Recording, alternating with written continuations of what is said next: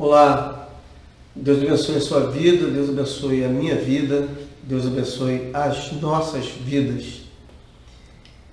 Mais uma vez, eu não consigo, eu sempre repito isso muitas vezes porque eu acho importante dizer que eu não tenho palavras para agradecer a Deus a oportunidade que Ele me concede de poder ler a sua palavra, de poder suprir a minha alma, suprir a minha mente, meu coração, num mundo tão difícil de se viver, de se existir.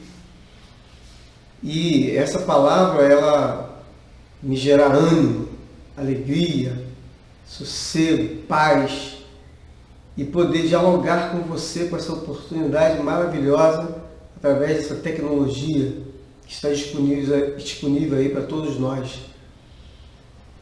Eu gostaria de meditar com você, tendo uma Bíblia.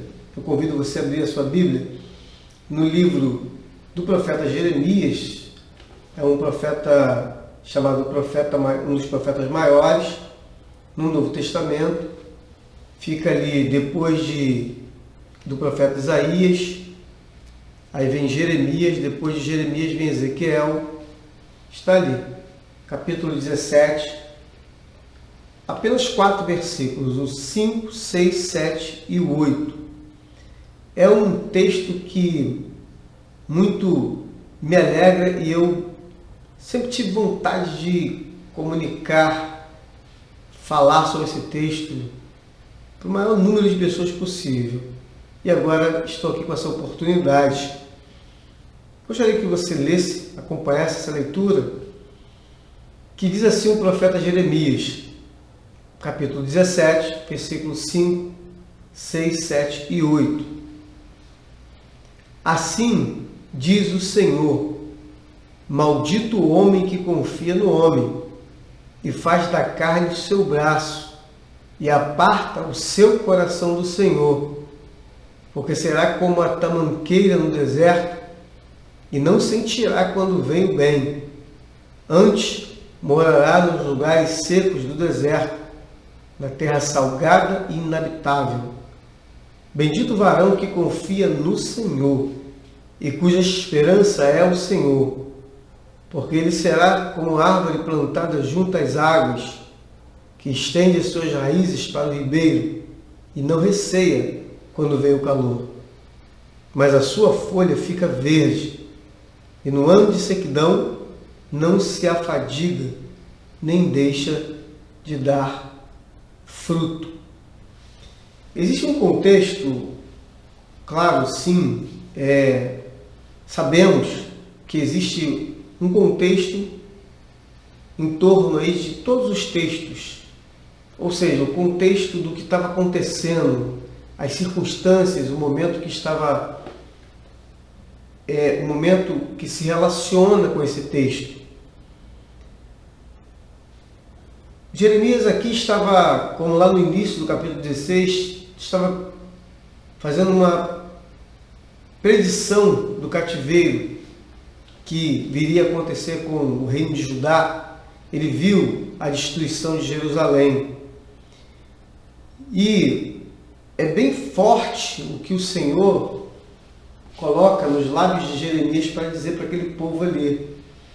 Porque a corrupção dos governos e a maldade do coração do povo, principalmente de quem governava, estava muito grande.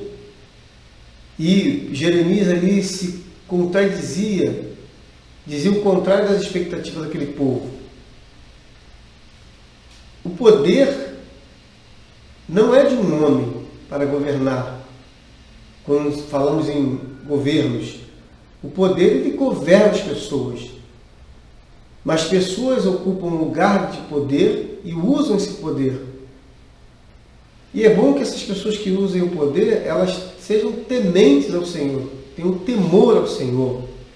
E não ocorra, como Jeremias vai falar aqui no versículo 13 do mesmo capítulo 17, Ele diz: ó Senhor, esperança de Israel, todos aqueles que te deixam serão envergonhados, os que se apartam de mim serão escritos sobre a terra, porque abandonaram o Senhor, a fonte das águas vivas. Quer dizer, bom é que os homens que exerçam poderes temam ao Senhor, que eles não abandonem o Senhor. Todos aqueles que te deixam serão envergonhados, porque serão envergonhados. Porque o Senhor põe homens para governar sobre homens para o bem da humanidade. Mas quando abandonam o Senhor, que abandonam o Senhor, a fonte das águas vivas, vão ser envergonhados. Então Jeremias falava contra esse estado de coisa e contra muitos dos que também haviam abandonado o Senhor, não apenas o poder governamental, mas o povo de Deus havia, ali considerado o povo de Deus, o povo de Judá, havia abandonado o Senhor, a fonte das águas vivas. Sendo que, nesse texto que nós lemos, nós observamos aqui que o Senhor, ele apresenta uma saída. Ele separa aquele homem que afasta-se do Senhor, daquele homem que confia no Senhor. Então ele convoca ali o povo e nos convoca, espiritualmente falando, a ser o homem que teme o Senhor e não o que se afasta do Senhor. Muitas vezes interpretamos esse texto como se não pudéssemos confiar em ninguém. Não. Nós temos a possibilidade de confiar no amigo, confiar no pai, na mãe, no irmão, confiar a pessoas que são de extrema confiança. Nós podemos sim confiar a amigos mais chegados que irmãos. Quando Jeremias, o profeta, o Senhor põe nos lábios dele para dizer: assim diz o Senhor, maldito o homem que confia no homem. Ele está dizendo no homem que confia na capacidade humana, faz do seu braço sua carne, confia em si mesmo. Então esse homem é maldito. Não é o homem que confia no outro homem no sentido de ser amigo. No amigo a gente confia. Um pré-requisito básico para ser amigo é ser de confiança. Se não é de confiança, não tem nem como ser amigo. Então, ele começa dizendo que maldito o homem que confia no homem, mas o homem que aparta o seu coração do Senhor.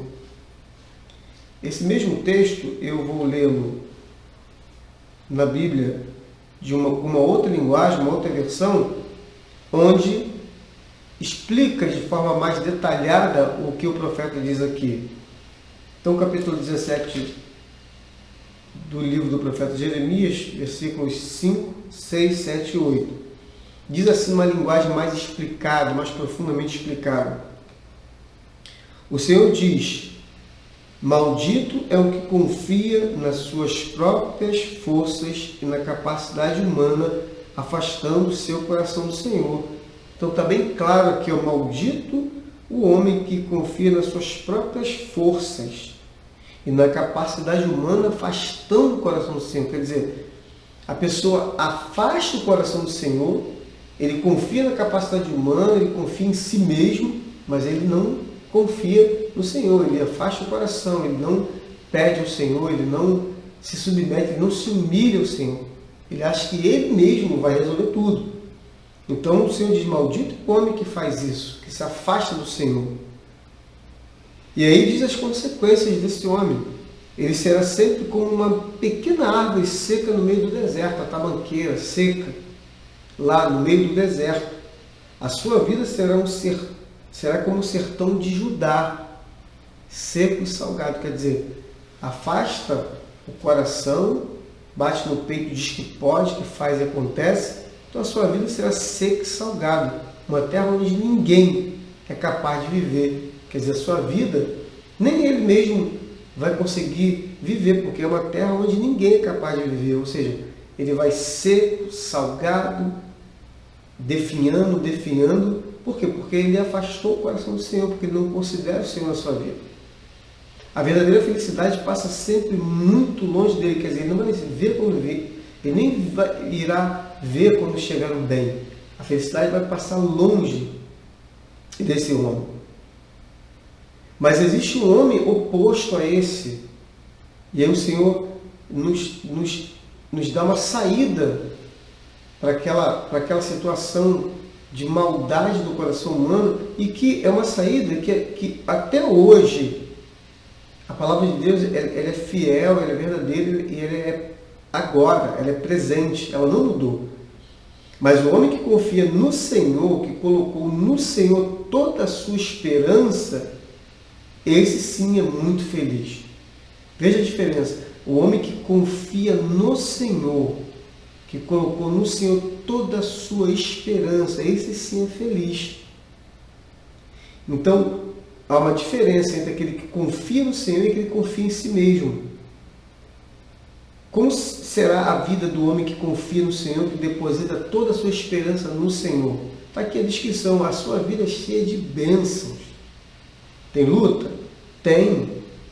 Mas as bênçãos não param mesmo em meio à luta. Essa é a diferença. Essa é a diferença. Quando a gente confia no Senhor, quando a gente põe toda a nossa esperança no Senhor, a nossa vida é cheia de bênçãos, sim, em meio às lutas, mas cheia de bênçãos. As lutas dessa vida, elas não vão parar. Mas a diferença é que quando a gente confia no Senhor, quando a gente tem esperança no Senhor, mesmo em meio às lutas, a nossa vida é cheia de bênçãos. Esse homem que confia no Senhor, que a esperança do Senhor, ele é como uma árvore plantada à beira de um rio. As suas raízes entram profundamente na terra, em direção à água. Olha, é como se fosse uma árvore plantada junto ao rio. As suas raízes vão profundamente até as águas.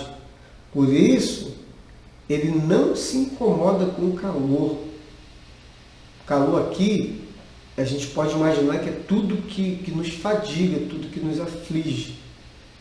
Uma pessoa, quando está muito tempo no calor, ela precisa beber uma água, ela fica aflita, porque o calor é bom até certo ponto. Então ele diz, ele não se incomoda com o calor, porque as suas raízes estão sempre ali banhadas, e as suas folhas continuam verdes, mesmo no calor, porque as águas ali estão refrigerando ali as raízes, e aí as folhas continuam verdes. Mesmo no tempo da seca, ele não deixa de produzir frutos. Mesmo nos piores tempos do mundo, do planeta, ele continua dando fruto, ele não para de dar fruto. Mesmo quando a situação estiver em seca, no momento de seca, seja a seca aqui representada, seja uma figura que represente a doença, a dor, a morte, a perda, a pobreza e tudo mais, ele não deixa de dar frutos. Então, essa é a diferença. Então, Jeremias ali é usado pelo Senhor para dizer para aquele povo, a diferença é essa. Porque o povo já não confiava mais no Senhor, muitos já não confiavam.